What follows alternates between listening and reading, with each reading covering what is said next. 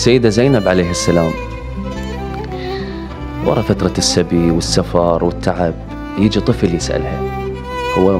ما دارك معركة الطف، يقولها عمي شنو اللي صار عليكم؟ تقول له الهسه الفقد ينشم بالهدوم السود ودم بالذاكرة من العام، وام عبد الله ما نامت وتحلم بيه، تقول السهم بعد بنحره ما مسحوبه، لو للسهم يلا عبد الله ينام. واخش ثقل مشي الشام، كانت غربة واللي يعرفنا شاهد زور، واحنا منين ما تلتفت بالقرآن،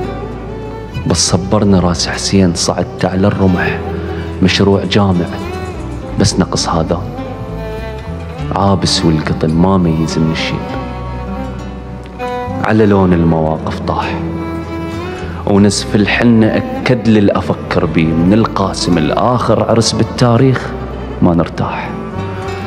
من جابون السلسلة وفرحانين متوقعين يتشتف اللي عنده جناح، أهلنا والنعم منهم جثث وسباع، والسجاد أوضح من خضار القاع، الندى طايح على عوجيته وردانه،